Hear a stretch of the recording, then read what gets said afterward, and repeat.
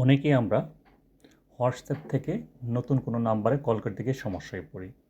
সেই সমস্যার 30 সেকেন্ডের সমাধান একটু মনোযোগ দিয়ে দেখুন। আপনিও যে কোনো আনসেভ নাম্বারে খুব দ্রুতই কল করতে পারবেন। আগে থেকে যদি কোনো নাম্বার আপনার মোবাইলে সেভ করা না থাকে বা হোয়াটসঅ্যাপে কল করে না থাকেন, তখনই এই সমস্যাটা হয়।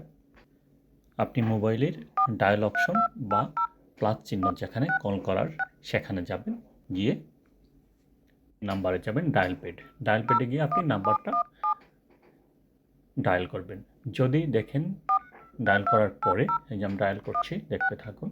ডায়াল করার পরে নাম্বারটি কিন্তু নো হোয়াটসঅ্যাপ নাম্বার, অর্থাৎ এই নাম্বারটি কোনো হোয়াটসঅ্যাপ করা নেই। তাহলে আপনি কিন্তু এই নাম্বারে কল করতে হোয়াটসঅ্যাপ পারবেন না। যদি এখানে টাইপ করার পরে সেই লেখা না আসে, তাহলে আপনি হোয়াটসঅ্যাপে কল করতে পারবেন। আবার নাম্বারটা লিখুন। যদি হোয়াটসঅ্যাপে না থাকে তখন আপনাকে সিম অপশন দেখাবে। আর যদি সিম অপশন না থাকে, কল এ নিউ নাম্বার থেকে ডায়াল করার পর আপনি সরাসরি কল করে হোয়াটসঅ্যাপে কানেক্ট করতে পারবেন। এর জন্য অবশ্যই ওই সিমটি বা ওই নাম্বারটিকে আগে থেকেই হোয়াটসঅ্যাপ অ্যাপস চালু থাকতে হবে এবং নেটের ইউজ করা নাম্বার থাকতে হবে।